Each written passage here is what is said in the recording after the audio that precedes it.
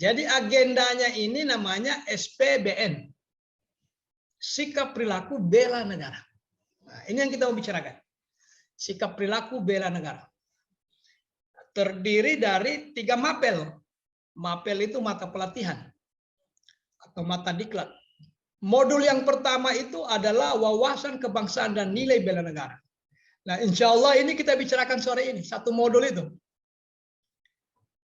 Nanti modul berikutnya, isu kontemporer kita lanjutkan pada pertemuan kedua. Karena pertemuan kedua itu 3 JP, maka sisa dari waktu itu kita gunakan untuk membicarakan kesiapsiagaan bela negara. Nah, hari ini kita fokus pada wawasan kebangsaan dan nilai bela negara. Oke? Nah, untuk apa? Untuk apa kita bicarakan ini sampai 5 jam pembelajaran? 5 jam pembelajaran itu 5 kali 45 menit. Berarti berapa menit itu? Berapa jam itu? Jadi berapa jam dia itu? 45 kali 5. Kali 2 90, kali 4 180. Tambah 45 225. Berapa jam itu? 225. 225 1 jam 60. 125 hampir 4 jam lebih ya. 4 jam lebih. Nah, Bapak dan Ibu, kalau di klasikal, nah sekarang ini kan ada kabupaten yang melaksanakan klasikal. Di antara 7 nilai core value berakhlak itu, ada 7 ya, berorientasi pelayanan, kemudian ada akuntabel, dan seterusnya. Kalau di klasikal, berorientasi pelayanan itu dijelaskan 1 hari. Besoknya lanjut akuntabel, itu juga 1 hari. Jadi istirahat snack pagi 15 menit, isoma siang 1 jam, snack sore 15 menit, selebihnya belajar. Membosankan. Nah, ini satu agenda hanya dalam waktu 4 jam. Satu agenda yang dibicarakan. Disitulah bedanya virtual dengan klasikal.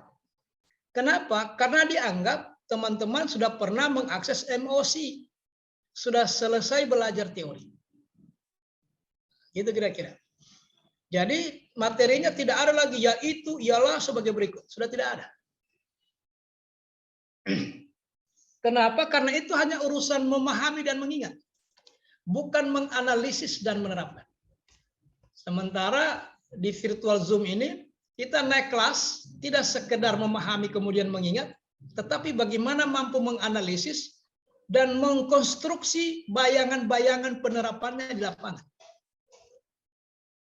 Kira-kira begitu bedanya, Bapak.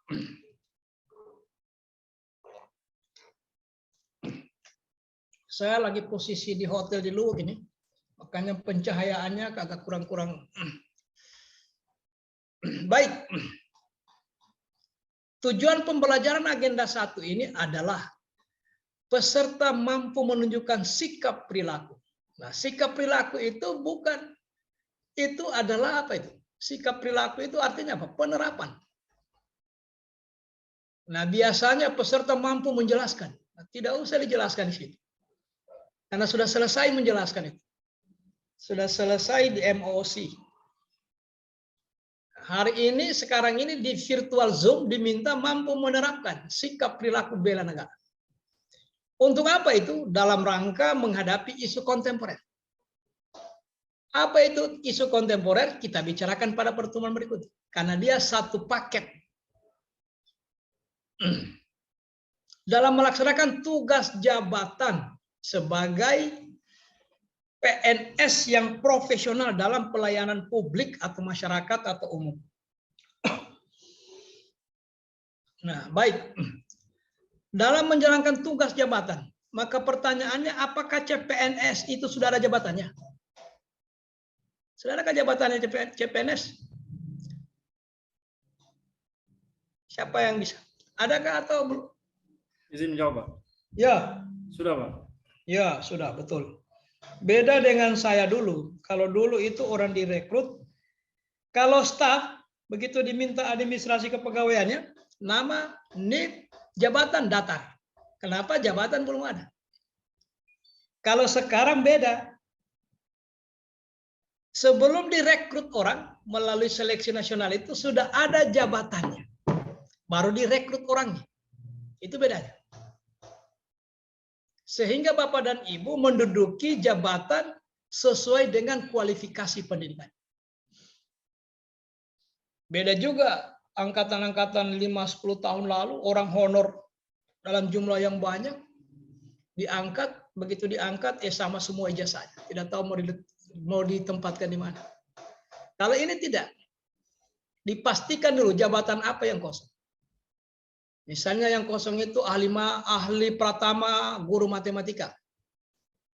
Ahli pratama penyuluh pertanian. Ahli pratama apoteker. Ahli pratama dokter umum. Baru direkrut.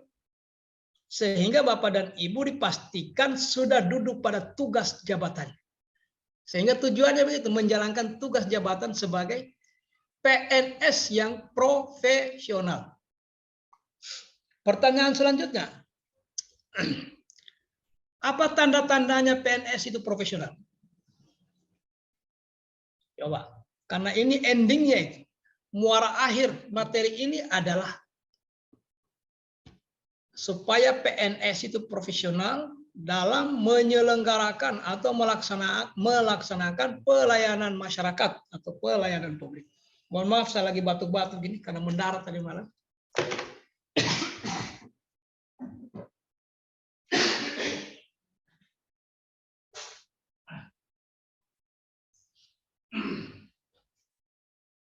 Siapa yang tahu?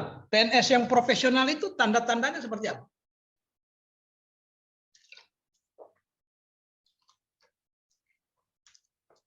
Ciri-ciri PNS yang profesional. Ada yang bisa? Izin jawab, Pak. Ya. Ciri-cirinya ahli di bidangnya sama bekerja sesuai aturan. Iya. Mantap. Jadi dua itu saja. Urusan dia berorientasi pelayanan, memiliki akuntabel, kompeten, loyal, harmonis, kolaboratif, itu soal karakter. Makanya disebut value. Core value atau nilai-nilai utama ASN. Untuk apa itu diperkenalkan, kemudian diinternalisasikan ke dalam diri PNS dalam rangka membentuk PNS yang berkarakter. Jadi kalau profesional itu dua. Ciri utamanya, yang pertama, dia selalu mengasah kemampuan bidangnya. Kompeten di bidangnya. Jadi itu ciri pertama.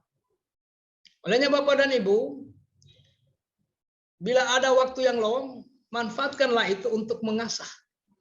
Apoteker semakin hebat dia di apotekernya. Ahli gizi semakin hebat dia di profesinya. Perawat juga begitu. Tunggu dulu ya, ini yang banyak ini apa? Kesehatan atau apa ya? Ada yang dari medis ini? Jangan-jangan tidak ada medisnya. Ini selama ini beberapa angkatan terakhir ini ya didominasi medis. Ada beberapa yang medis ini dari kelompoknya kita ini ada berapa yang medis? Ibu. Oh ada ya, masih ada juga ya. Memang beberapa angkatan ini dominan medis. Palu juga begitu. Oke. Nah,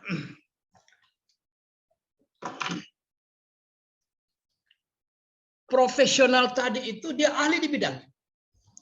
Karena begini, meskipun dia juga ahli, S1-nya gizi, S2-nya gizi, S3-nya juga gizi, tetapi dia bekerja tidak sesuai dengan aturan. Maka lebih banyak dia berurusan dengan hukum. Tidak ada gunanya. Bahkan bukan tidak ada gunanya, sia-sia daerah kalau seandainya dia memperoleh jenjang pendidikan formal itu dengan tugas belajar. Sampai S3 selesai dibiayai oleh Pemda, begitu kembali berurusan dengan Pak Jaksa, akhirnya vonis masuk penjara. Tarugilah daerah. Sebaliknya, ada orang yang taat hukum tapi tidak bisa juga bekerja karena tidak ahli di bidangnya. Ditanya soal gizi dia tidak tahu, padahal kualifikasi pendidikannya sarjana gizi, nutrition. Ya. Jadi tidak ada gunanya. Nah, makanya dua hal ini harus dijaga. Kalau Bapak dan Ibu mau karirnya terjaga 30 tahun ke depan, pelihara yang dua ini. Asah terus kemampuan bidangnya, pada saat yang sama bekerjalah Anda sesuai dengan aturan. Ingat, tidak ada satupun urusan di birokrasi ini tidak ada aturan hukum. Tidak ada satu. Apa yang kita kerjakan ini semua ada landasan operasional. Ada juklaknya, ada juknisnya, ada SOP-nya. Artinya apa? Tidak ada satupun pekerjaan di birokrasi yang tidak ada dasar hukum. Nah, tinggal bagaimana kita bekerja sesuai dengan dasar hukum itu. Supaya jangan sampai tersandung hukum atau malpraktek. Maladministrasi, malpraktek, dan mal-mal yang lain. Ya, oke.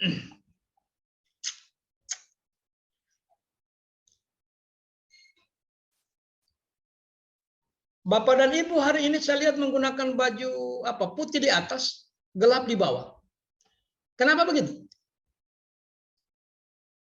Kenapa pakai pakaian begitu? Kenapa pakai pakaian begitu? Izin, Pak. Ya. Sesuai aturannya, Pak. Sesuai aturannya. Artinya apa? Sedangkan pakai pakaian ada aturannya. Bagaimana kalau mengelola uang negara? Tidak mungkin tidak ada aturan. Sedangkan pakaian saja pakai aturan. Nah, gitu ya. Kenapa kita hari ini belajar via melalui virtual Zoom? Karena aturannya yang didesain LAN begitu. Karena darat dikuasai COVID, supaya menghindari kerumunan di darat, kita berkumpul di udara. Nah, dan itu tidak sekedar dibuat-buat begitu. Dibuatkan dulu aturannya, baru ditindaklanjuti aturan itu. Karena dia menjadi landasan operasional. Nah, artinya saya ingin meyakinkan Bapak dan Ibu, tidak ada satupun pekerjaan di birokrasi itu tidak ada aturan. Semua ada aturan. Baik. Nah, untuk sampai kepada tujuan agenda itu, maka ada 3 hal yang dibicarakan sesuai dengan modul yang tersedia di agenda 1. Apa itu? Wasbank dan nilai bela negara. Yang kedua, analisis isu kontemporer. Yang ketiga, kesiapsiagaan. Kesiapsiagaan ini memang tidak terlalu detail kita bicarakan karena di minggu terakhir nanti akan ada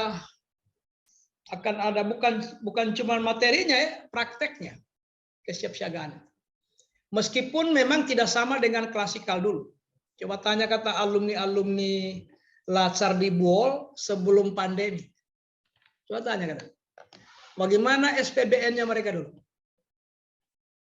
Jadi itu bukan di minggu pertama itu kita serahkan pada TNI Polri atau paling tidak Satpol PP.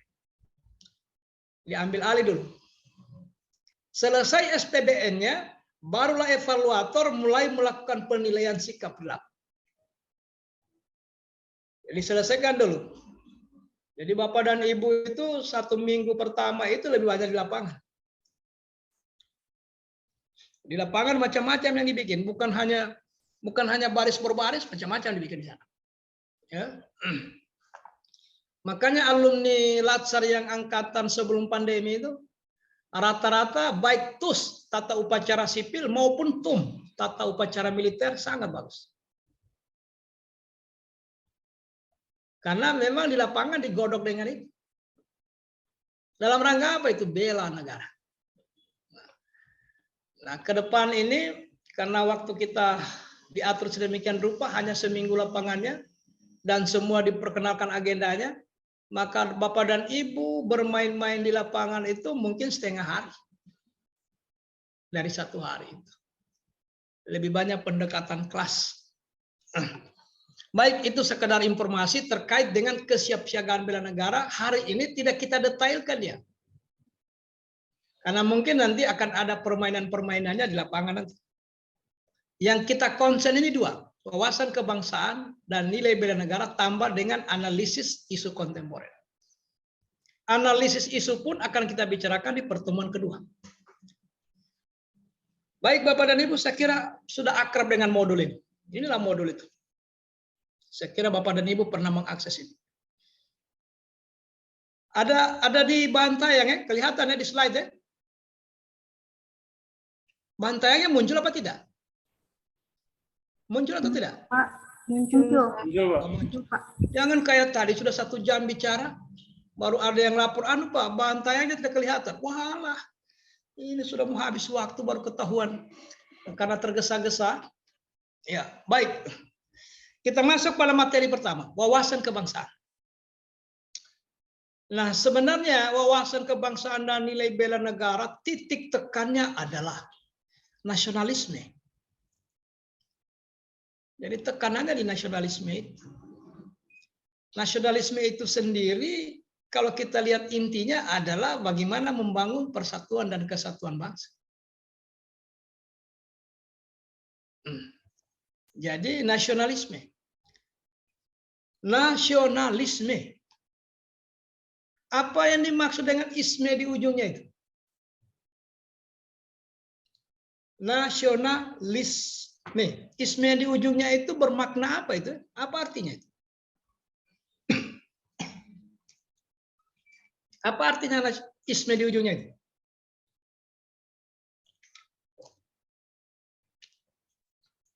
Sehingga kita sering mendengar sosialisme, kapitalisme, liberalisme, radikalisme, terorisme. Isme itu bermakna apa itu? Menjawab, Pak. Hah? Izin menjawab. Ya. Suatu paham, ajaran atau kepercayaan. Mantap. Faham.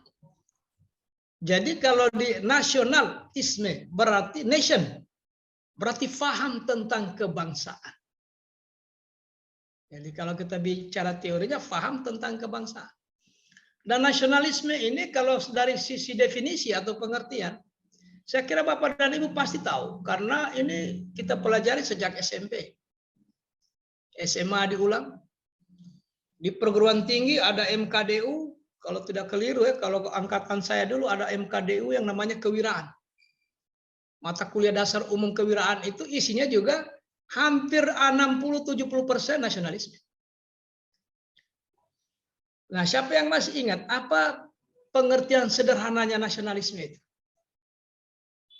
Nasionalisme adalah, siapa yang tahu artinya? Karena ini jam-jam mengantuk ini. Salah satu cara efektif menghilangkan ngantuk itu ketika kita berbicara.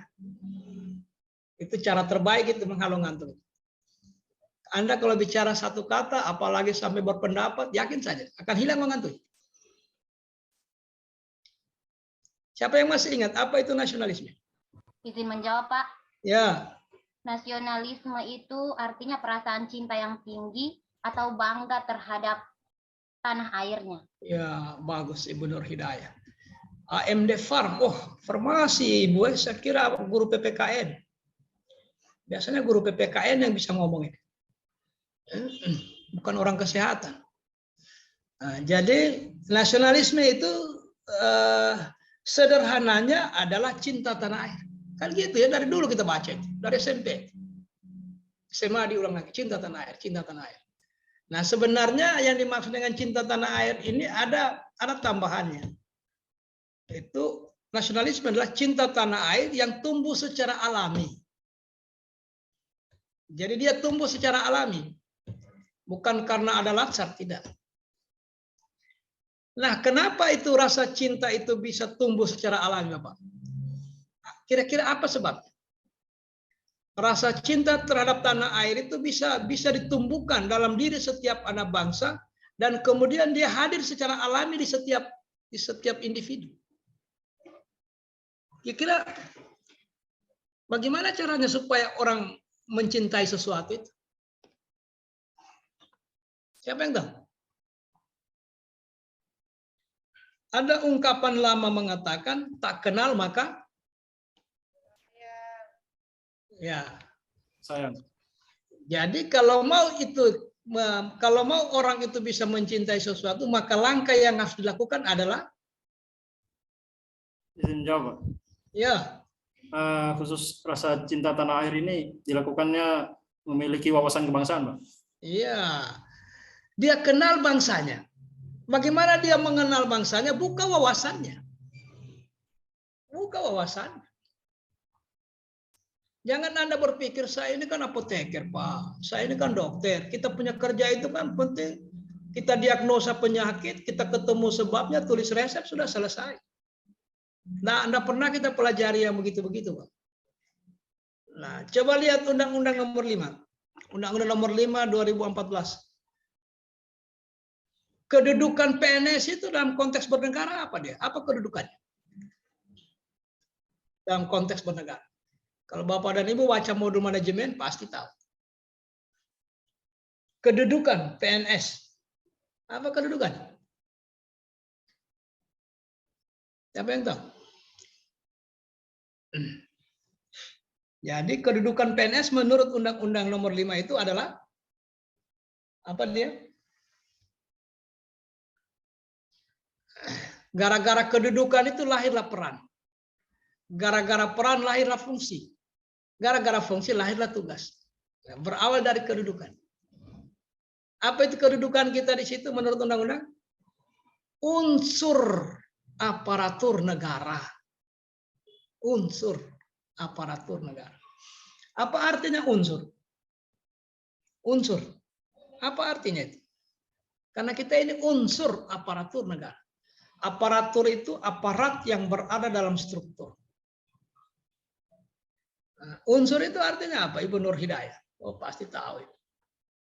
Unsur apa itu? Bagian. Jadi unsur itu bukan sekedar bagian, tapi bagian yang membentuk. Atau bagian yang tidak terpisahkan. Jadi PNS posisinya, kedudukannya tidak bisa dipisahkan dengan negara. Sama saja dengan TNI, Polri, dan penyelenggara negara yang lain. Hanya ladang, hanya bidang tugas yang berbeda. Posisi sama, unsur. Nah, unsur itu kira-kira begini. Kebetulan di samping saya baru ambil kopi tadi. Lihat ini kopinya, kopi. Ini kopi kalau kita bawa ke laboratorium bisa kita pisahkan unsur-unsur. Gula putihnya lari sendiri, kopinya lari sendiri, airnya lari sendiri. Nah, ketika salah satu tidak ada, maka namanya kopi itu tidak layak disebut kopi. Kalau salah satu unsur tidak ada. Misalnya begini. Kalau orang bikin dabu-dabu itu unsurnya apa semua? Kalau bikin dabu-dabu. Rica, Pak. Ya, rica, tomat. Kalau ada dabu-dabu tidak ada ricanya, tidak layak disebut dabu-dabu. Kenapa? Karena dia kehilangan unsur. Nah, negara ini kalau tidak ada PNS kehilangan salah satu unsur. Karena kita unsur pembentuknya. Nah, dari situlah sehingga kita diminta untuk memiliki wawasan kebangsaan. Dari situ. Karena mengingat kedudukan itu. Andaikan Bapak dan Ibu memilih pekerjaan sebagai nelayan, ya sudahlah. Oh, tidak terlalu. Kalau di negara lain tidak ada. Tidak ada satupun warga negaranya yang lolos dari bela negara. Tidak ada. Ada negara yang paling ketat menerapkan bela negara itu adalah di mana ini tempat kemarin terjadinya kejadian meninggalnya anak dari Gubernur Jawa Barat yang di sungai itu. Di negara apa itu? Swiss, Pak. Nah, Swiss itu sama dengan Korea, dengan beberapa negara lain. Sangat ketat menerapkan apa? Bela negara. Swiss itu tidak ada satupun warga negaranya sama dengan Korea yang lolos dari bela negara. Bahkan setiap 5 tahun update bela negara. Update. Amerika, negara superpower yang paling lengkap senjatanya, tidak ada satupun warga negaranya yang berusia 18 tahun ke atas yang sehat jasmani dan rohani yang tidak ikut bela negara. Tidak ada satupun. Hanya kita di Indonesia ini bagus ini. Karena jadi PNS ya diperkenalkan sedikit. Itu pun cara memperkenalkannya tidak seperti negara lain. Padahal kalau dilihat dari sisi kerawanan, Indonesia lebih rawan dibanding negara yang saya sebutkan tadi. Kenapa? Karena Inggris itu, Amerika itu negara homogen. Satu suku diurus satu negara. Satu bahasanya, satu budayanya, satu tradisinya, satu, semua satu, seragam. Diurus oleh negara. Begitu juga Swiss, begitu juga Korea. Korea ini kan berasal dari suku Tung-ing di semenanjung Korea, di sekitar Sungai Mansurua. Sadalah mereka ini berasal dari satu nenek moyang, sehingga satu bahasa, satu budaya, satu tradisi. Kalau Indonesia, banyak orang Indonesia yang tidak bisa bahasa Indonesia. Kenapa? Karena dia lebih menggunakan bahasa daerah. Kenapa begitu? Nah, coba lihat kalau di Jawa itu masih ada di pelosok-pelosok yang usia 60 tahun ke atas, sama dengan di Sulawesi Selatan. Di desa-desa itu yang usia 60 tahun ke atas masih terlalu banyak yang ditemukan tidak bisa berbahasa Indonesia. Jadi tidak aneh kalau ada orang Indonesia tidak bisa berbahasa Indonesia. Tapi aneh kalau ada orang Inggris tidak bisa berbahasa Inggris. Aneh. Jadi bagaimana orang bisa mencintai negerinya? Maka buka wawasannya. Perkenalkan ya. Karena tidak mungkin orang merasa memiliki terhadap sesuatu, sementara sesuatu itu dia tidak kenal. Upaya memperkenalkan itulah disebut dengan wawasan kebangsaan. Ya. Nah, kalau dia sudah kenal, maka muncullah rasa memiliki, rasa cinta tadi. Kalau sudah ada rasa memilikinya, maka terbangun atau muncul gairah, semangat atau motivasi untuk mempertahankan sesuatu yang dia pandang sebagai miliknya. Coba kalau motornya Komio diambil orang, bertindakkah bapak dan ibu atau tidak? Tiba-tiba dirampas orang motor, ibu kasih begitu saja atau ibu melawan? Kenapa ibu melawan? Karena merasa memiliki. Nah, begitulah ini. Kalau sudah muncul rasa memilikinya, maka muncul gairahnya, muncul motivasinya, muncul semangatnya mempertahankan apa yang menjadi miliknya. Ketika muncul semangat itu, itulah yang disebut dengan patriotisme. Jadi berawal dari nasionalisme, maka lahirlah patriotisme. Nah, patriotisme ini Bapak Ibu, inilah modal dasar kita dalam rangka membangun kesadaran PNS. Semangat itu tinggal diarahkan sesuai dengan tuntutan tugas dan jabatannya. Jadi dia semangatnya mengabdi ini bukan karena apa-apa, tetapi karena dia merasa memiliki terhadap NKRI. Jadi pengabdiannya itu bukan untuk siapa-siapa. Baik Bapak Ibu, sebelum kita lanjut untuk membicarakan lebih jauh, bagaimana caranya supaya orang mengenal bangsanya, bagaimana supaya anak bangsa ini bisa terbangun gairahnya, atau motivasinya, atau dorongan-dorongan dari dalam untuk mempertahankan NKRI. Nah, kita lihat dulu apa statementnya salah seorang tokoh legendaris, Jenderal Sudirman. Jadi jauh-jauh hari Jenderal Sudirman ini sudah menyampaikan kepada kita semua dengan ejaan dulu bahwa negara Indonesia tidak cukup dipertahankan oleh tentara saja. Artinya apa? Untuk menjaga NKRI ini tidak bisa hanya diserahkan kepada TNI. Maka PNS diposisikan sebagai unsur aparatur.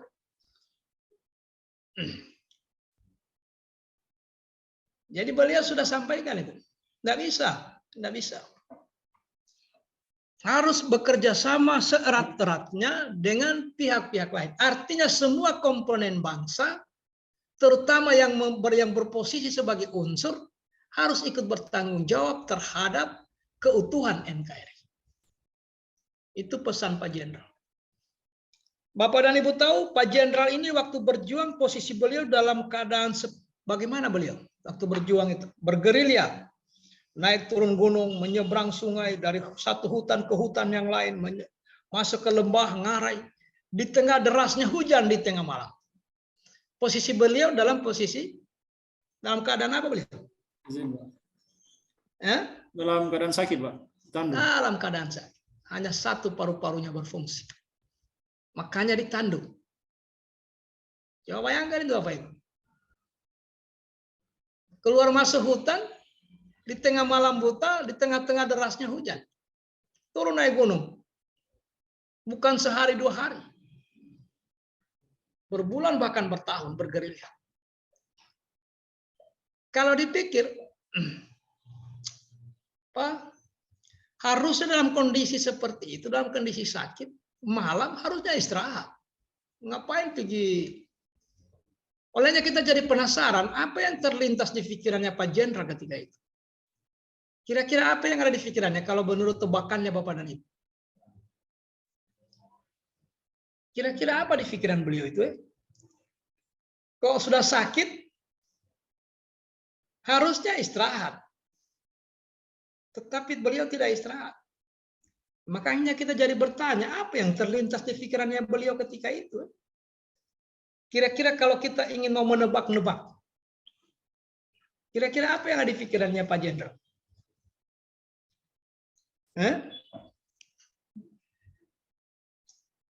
Nah, Pak Jenderal ini bukan orang politisi. Kalau politisi kan ada target-targetnya. Beliau ini bukan dari partai politik. Jadi yang dia pikirkan ini ya kita orang ini. Bagaimana keadaan bangsa ke depan? Itulah bentuk kenapa sampai beliau berpikir begitu, karena rasa memilikinya itu. Jangan sampai NKRI ini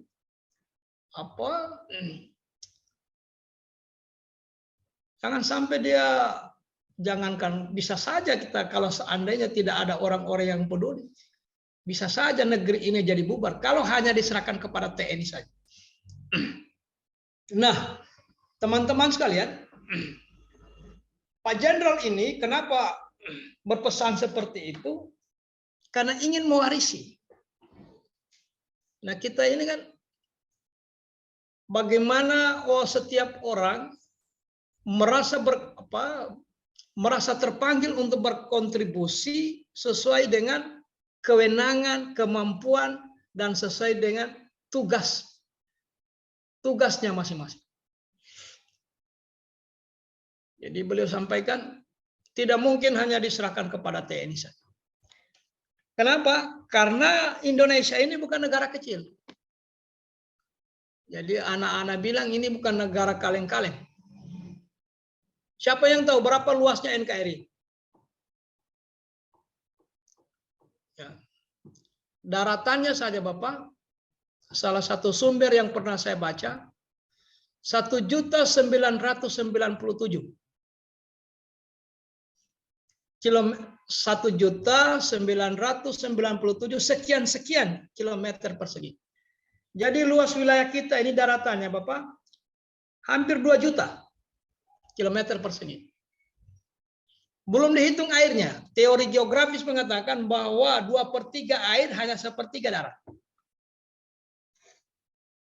Nah, dengan demikian airnya kita ditambah dengan air 8 juta kilometer persegi.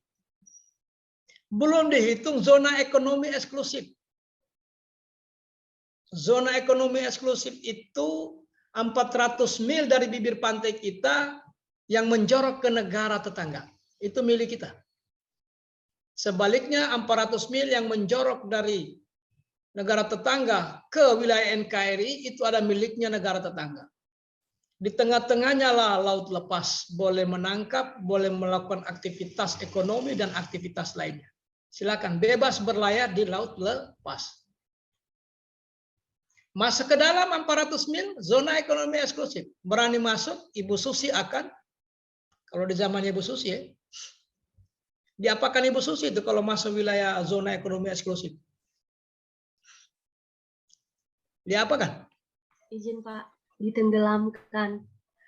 Kalau kita hitung semua itu Ibu, 10 juta kilometer persegi, kurang sedikit. Kalau kita masukkan zona ekonomi eksklusif. Itulah sebabnya Jenderal Sudirman sudah sampaikan, ini negara bukan negara main-main ini. Tidak bisa hanya Anda serahkan kepada TNI. Tidak bisa. Harus semua pihak ikut berkontribusi. Coba bandingkan dengan Malaysia. Berapa sih luasnya Malaysia? 338 km persegi. Lebih luas Kalimantan. Bandingkan dengan Singapura. Singapura itu kalau Bapak dan Ibu berada di Singapura hari ini, kemudian beli tiket pesawat, itu artinya Bapak dan Ibu siap-siap terbang ke luar negeri. Kenapa? Karena tidak ada penerbangan domestik. Saking sempitnya negara Singapura. Ya. Brunei Darussalam lebih sempit dari Singapura. Bayangan saya ini kalau seandainya kita berada di Singapura naik mobil, 3 kali injak gas mungkin sudah di perbatasan. Karena sempitnya negaranya orang. Coba lihat, dari sisi jumlah penduduk, Indonesia urutan keberapa di dunia? Urutan keberapa Indonesia di dunia? Dari jumlah penduduk. Kita masuk 5 besar, Pak, urutan keempat. Jadi memang betul kata Pak Jenderal, ini bukan negara kecil.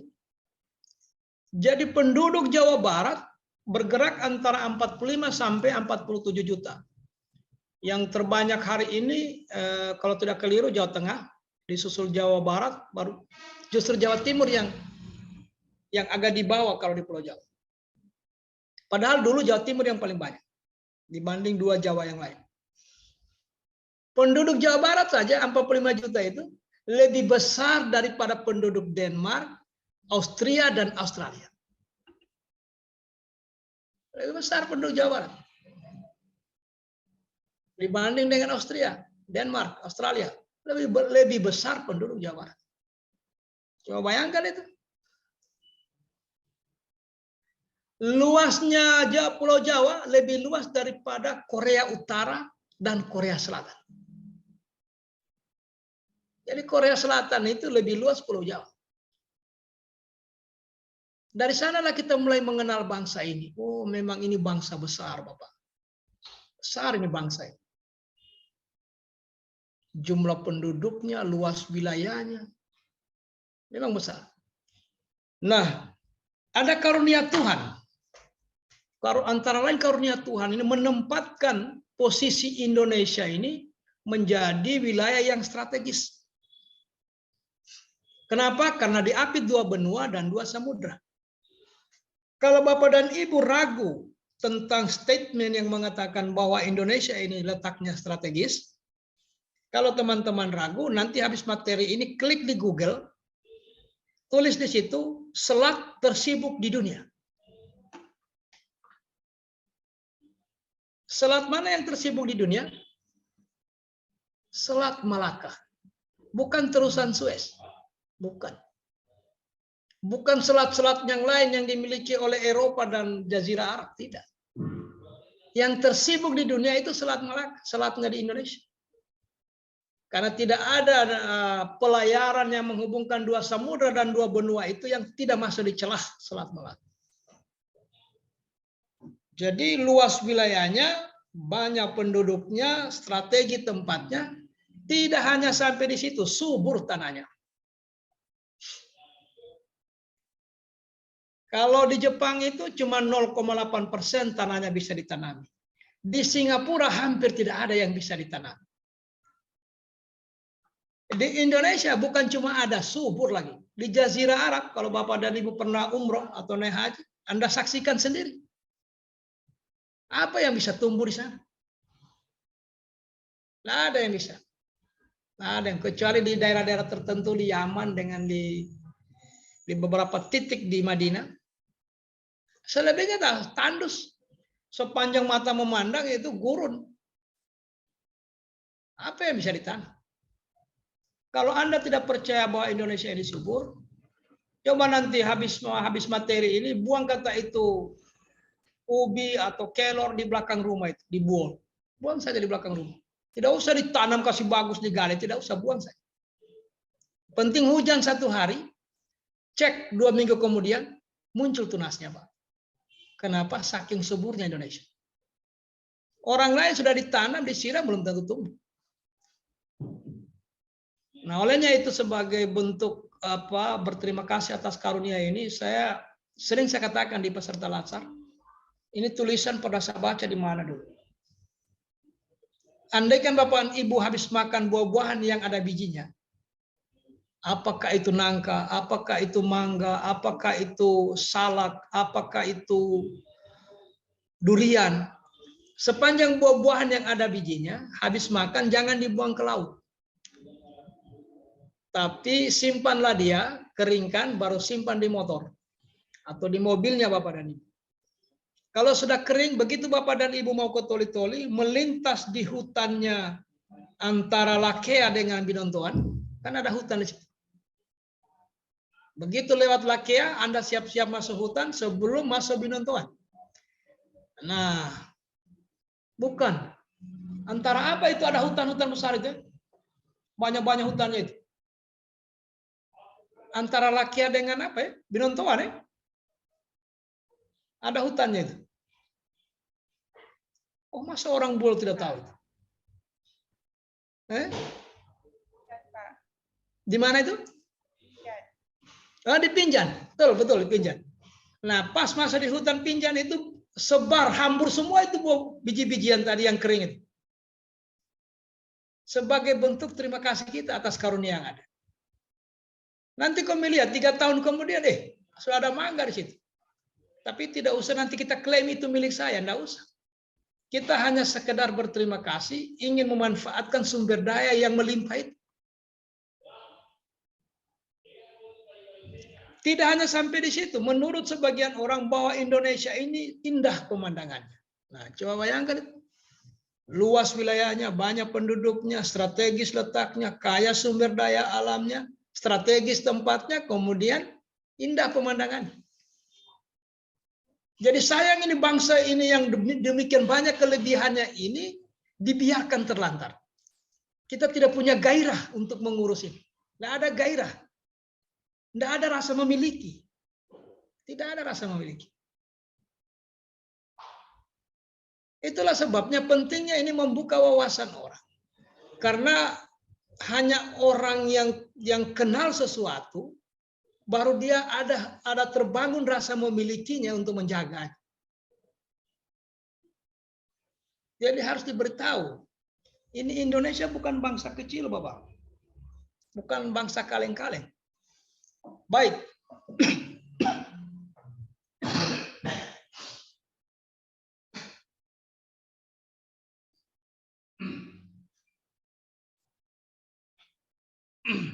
Ini jadi parah ini batuk.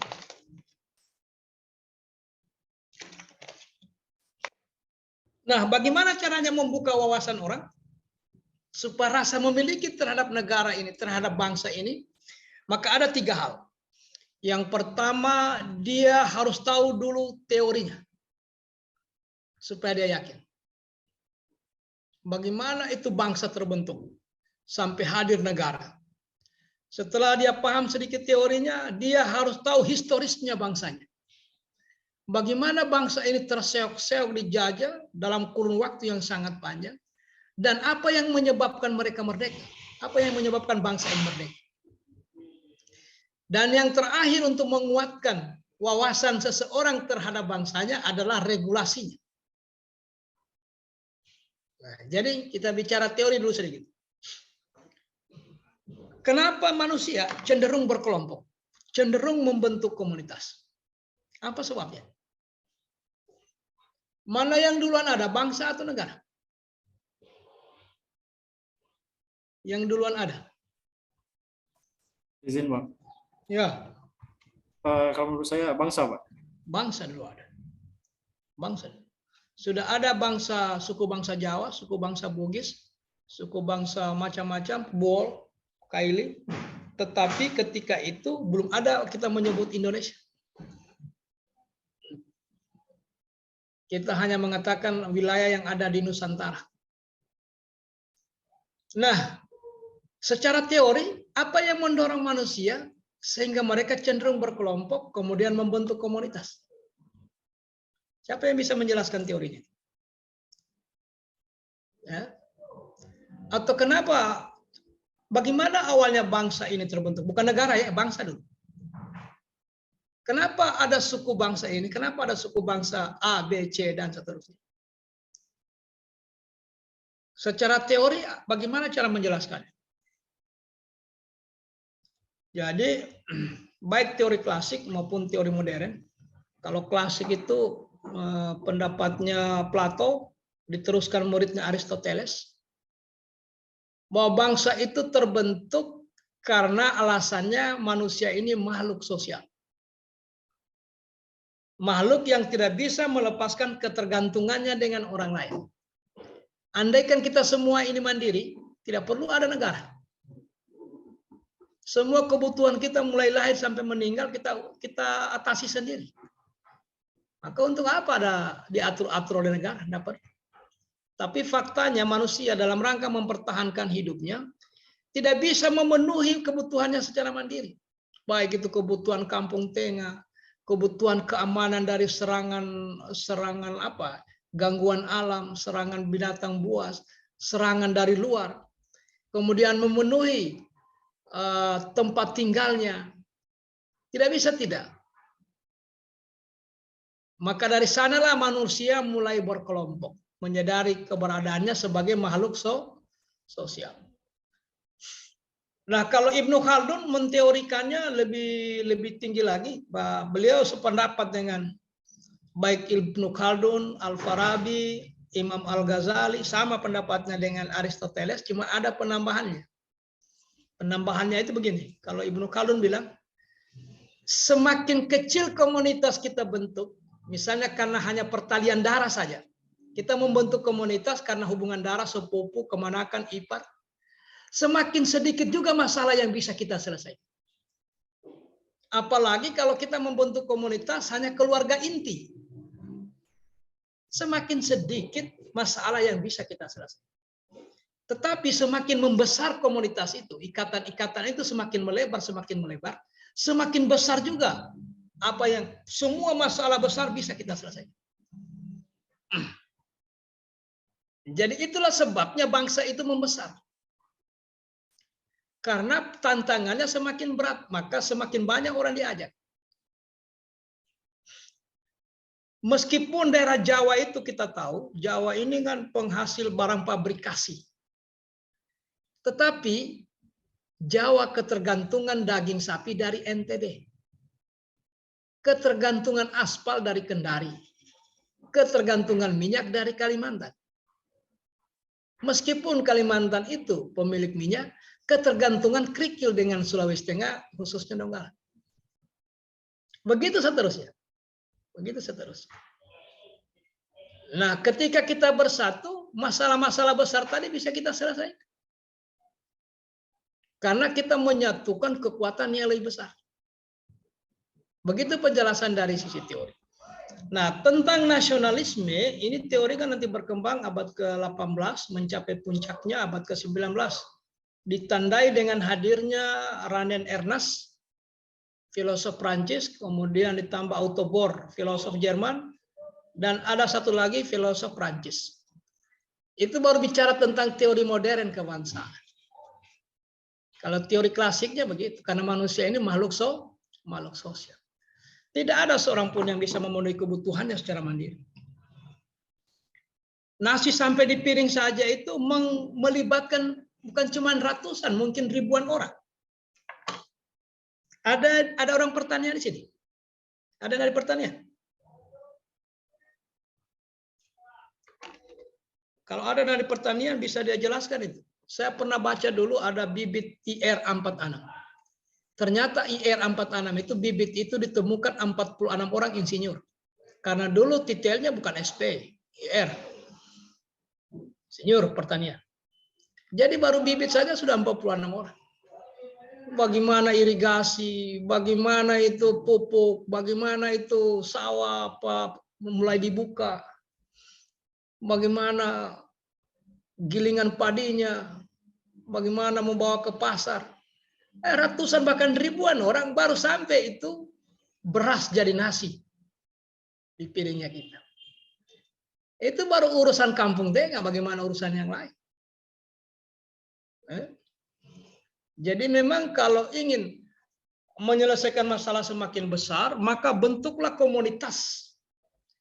Komunitas dengan skala yang lebih besar. Maka pertahankanlah kehidupan itu. Karena memang tidak ada satupun masalah yang bisa diselesaikan orang secara mandiri. Tidak ada. Nah, tetapi ingat, Bapak Ibu, para ahli di samping memposisikan kita sebagai makhluk sosial, juga mengatakan bahwa manusia ini adalah makhluk individual. Mana buktinya kita makhluk individu, Bapak?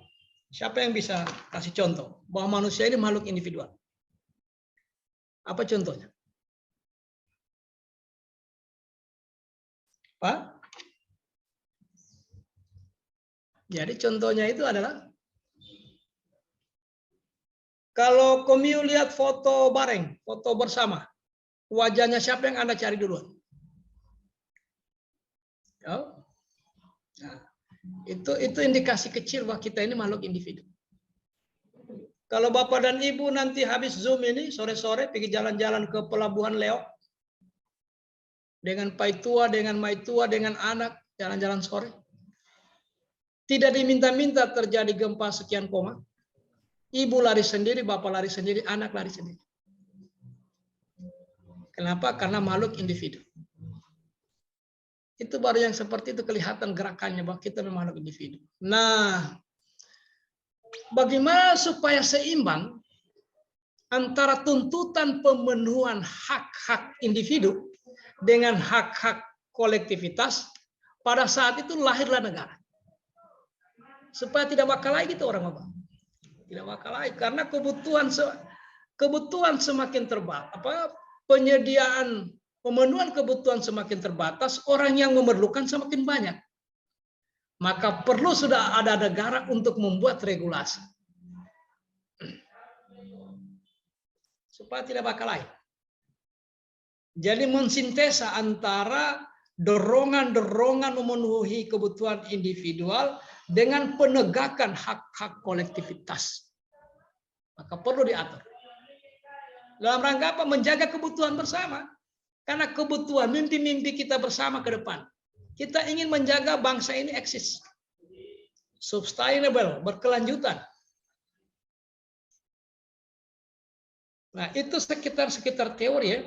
Sekitar teori masih kalau mau baca teori yang paling top tentang nation building atau tentang nasionalisme, teori tentang paham kebangsaan, yang banyak menjadi rujukan itu Rainer Ernest. Itu filosof Prancis. Nah, historis. Kita dijajah bangsa Belanda berapa tahun, Bapak? Berapa tahun kita dijajah? 350 tahun. 350 tahun itu lama atau singkat? 350 tahun itu lama atau singkat itu? Lama, Pak. Lama, Pak. Terseok-seok. Andaikan satu generasi 50 tahun, ada 7 generasi hilang sia-sia. Pertanyaannya, kenapa kita tidak bisa merdeka? Tidak adakah orang yang hebat ketika itu? Ada atau tidak ada orang hebat? Ada atau tidak ada? Ada, Pak. Bukan cuma ada, banyak. Ada Thomas Matulesi di Ambon, ada Hasanuddin di selatan, ada Antasari di Kalimantan, ada Imam Bonjol di Sumatera, ada Diponegoro di Jawa, kemudian ada Gusti Ngurah Rai di Bali, ada Ratu Langi di Manado, ada Tombolo Tutu di Sulawesi Tengah. Pertanyaannya, kenapa kita tidak merdeka? Banyak orang hebat tapi tidak bisa merdeka. 350 tahun. Bukan waktu yang singkat itu, 7 generasi. Nah, pertanyaannya kenapa kita tidak bisa merdeka? Ada apa itu? Kenapa kira-kira, Bapak? Karena kita lebih apa? Karena tadi fanatisme suku bangsanya yang berlebihan. Sukunya, fanatisme kedaerahannya yang berlebihan. Ternyata begini, suku bangsa itu ya. Tetapi kalau ada kepentingan yang lebih besar, maka kita harus menggugurkan kepentingan suku bangsa demi kepentingan yang lebih besar. Karena sukuisme kita, semangat kedaerahannya yang berlebihan, akhirnya kita dipermainkan penjajah. Padahal banyak orang hebat, tapi kehebatannya hebat di kandangnya. Hebat untuk sukunya masing-masing. Nah, makanya pelajari sejarah Bapak Ibu. Ya, maka tonggak sejarah pertama itu adalah bangkitnya nasionalis Mei 1908.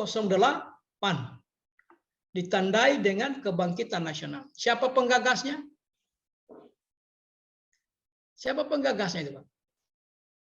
Budi Utomo, Pak. Iya, itulah tonggak sejarah pertama sehingga kita bisa merebut kemerdekaan.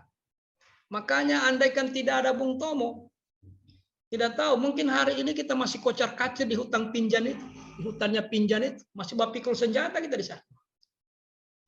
Bisa jadi, karena tidak ada orang yang mempersatukan kita. Andaikan tidak ada Bung Tomo CS, masih bapikul dum-dum kita di hutannya Pinjan itu, di hutan Pinjan itu. Masih baku kejar kita orang. Karena belum pasti kita merdeka. Belum pasti. Makanya andaikan makamnya Bung Tomo ini kita tahu, kita pergi ziarahi sebagai bentuk ucapan terima kasih. Andaikan beliau tidak sempat berpikir begitu dulu, nggak tahu seperti apa nasib kita hari ini.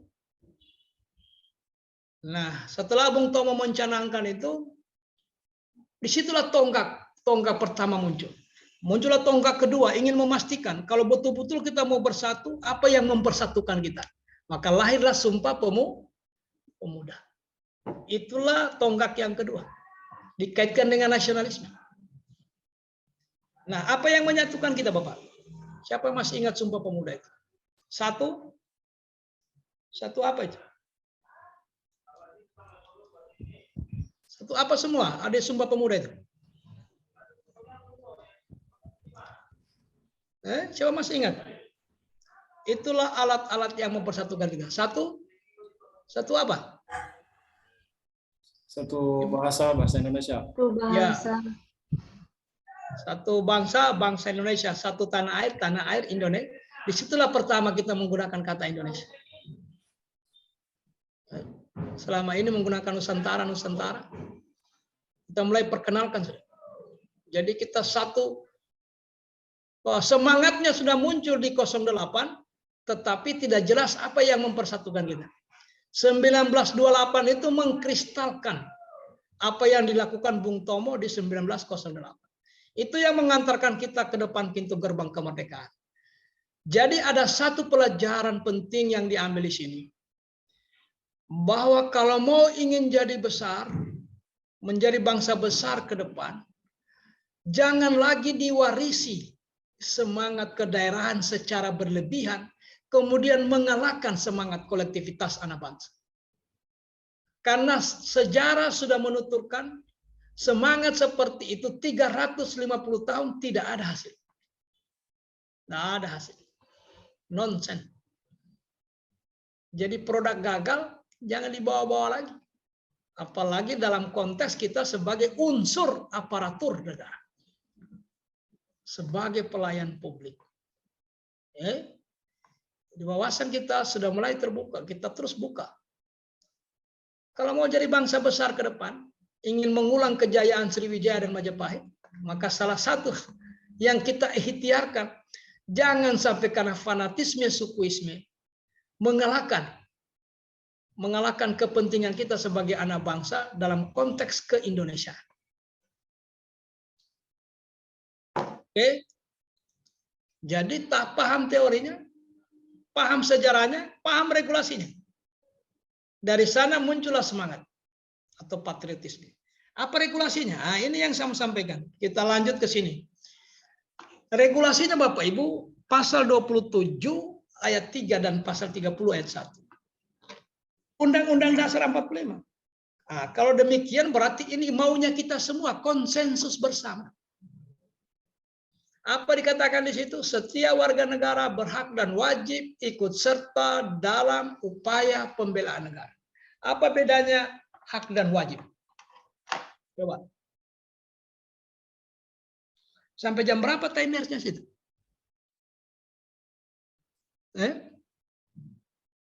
Sampai jam berapa itu? Timersnya.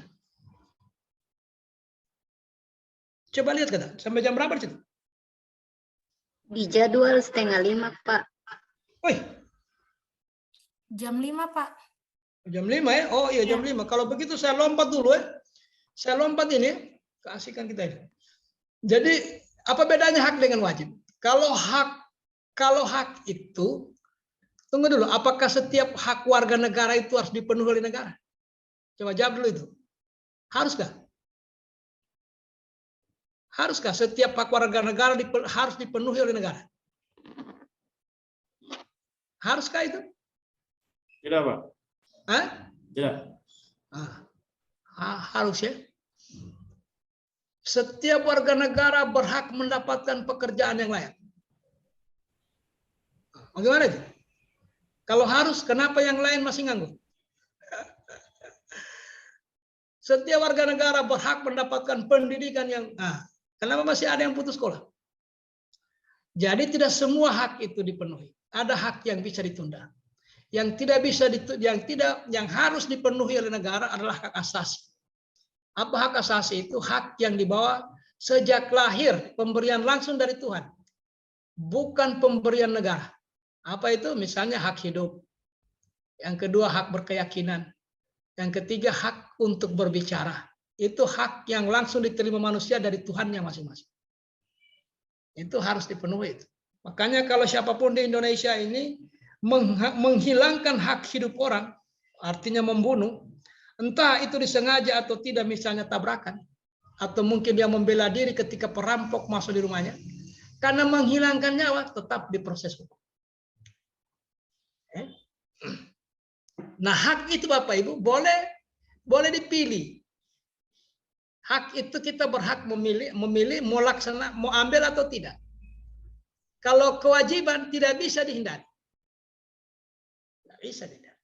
Misalnya begini, Bapak dan Ibu diatur di aturan kepegawaian berhak untuk cuti. Tapi Bapak dan Ibu tidak mau cuti. Tidak boleh dipaksakan oleh negara. Tidak boleh. Bapak dan Ibu Sri dikasih tahu kadisnya, Ibu Sri, ada motor, ini motor dinas ini. Saya kasih kami untuk hak dipakai. Ibu Sri bilang, enggak usah Pak. Di rumah ada 7 mobil. Enggak apa-apa. Apa-apa, enggak usah. Karena hak. Tapi kalau kewajiban tidak bisa dihindari. Olehnya itu pernyataannya Pak Jenderal tadi, pada satu titik nanti warga negara ini, apalagi PNS, unsur aparatur, dia menjadi wajib ikut serta bela negara. Wajib, tidak bisa menghindar. Tiba saat yang diperlukan, wajib. Oke, inilah nilai bela negara itu Bapak Ibu. Nah ini, ada 5. Nah karena waktu kita sudah hampir habis, saya lompat ini. Ini coba lihat, ada berapa nilai bela negara? Ada berapa? Ada 5. 5. Nah, saya langsung melompat di sini. Ini yang ke-6 ini tidak masuk ini. Memang di modul ada dia, bukan di modul, di beberapa materi ya. Saya mau hapus ini. Ini tidak masuk ini. Sudahlah nanti. Ada 5 nilai dasar bela negara. Cinta tanah air, sadar berbangsa dan bernegara, yakin pada Pancasila, rela berkorban, memiliki kemampuan awal. Dari 5 ini nilai bela negara teman-teman, setiap nilai melahirkan 6 indikator. Dengan demikian ada berapa indikator bela negara, Bapak? Ada 5 nilai, setiap nilai melahirkan 6 indikator. Dengan demikian ada berapa indikator nilai bela negara? 30. 30, Pak. Ya, yang mau dianalisis untuk diterapkan itu indikatornya. Bagaimana penerapannya mencintai, menjaga, dan melestarikan lingkungan hidup sebagai ungkapan rasa cinta terhadap tanah air. Kan nilainya cinta tanah air. Bentuk pelaksanaannya satu, mencintai dan menjaga dan melestarikan lingkungan hidup. Jadi nanti soal saya di Kolabjar ini yang kami analisis. Ada berapa? Ada 5. Ya.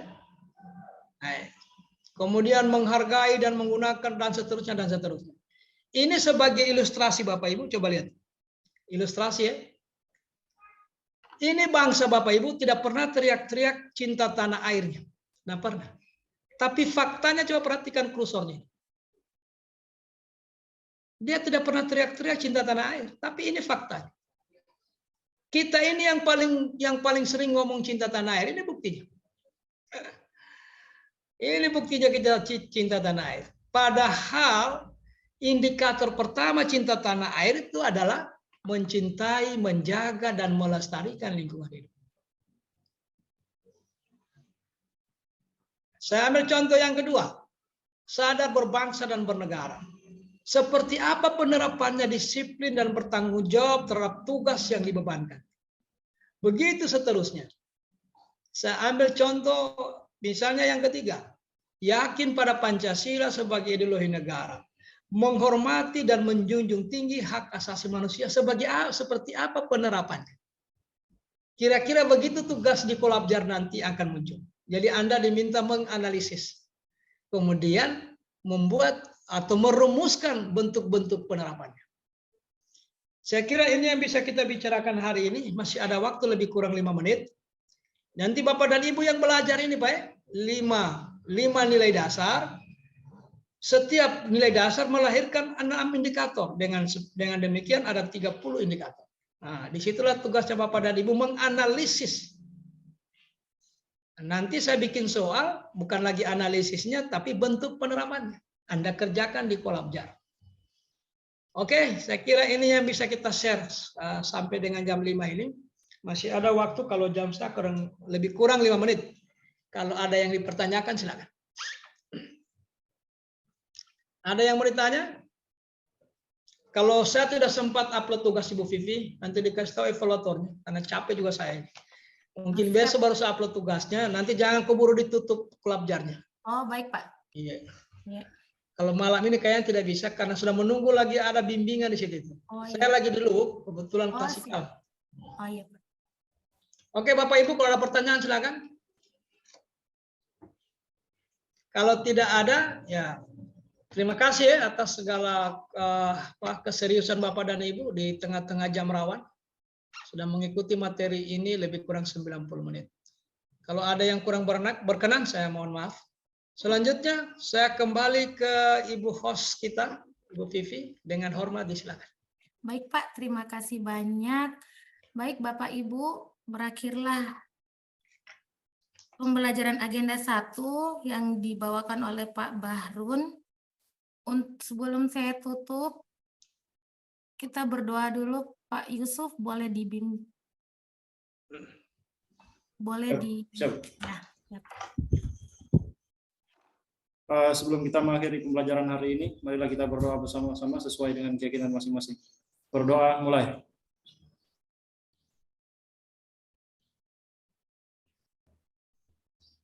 Doa selesai. Baik. Ibu Vivi, saya pamit duluan, Le. Iya, Pak. Terima Iya, kasih, tabe. Pak Barun. Tabe Bapak Ibu, teman-teman, tabe. Terima kasih, Terima Pak. kasih Bapak. Terima kasih, Pak. Terima kasih Pak.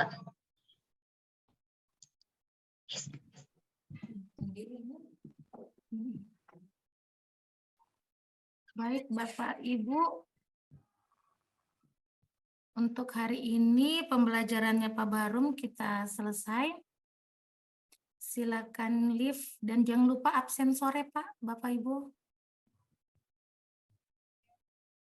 Iya Bu. Ya, Siap, Bu. Izin bertanya, Bu. ya silakan. Untuk recordnya sudah boleh? Ya, boleh diberhentikan. Oh, baik, Bu. Ya, siap.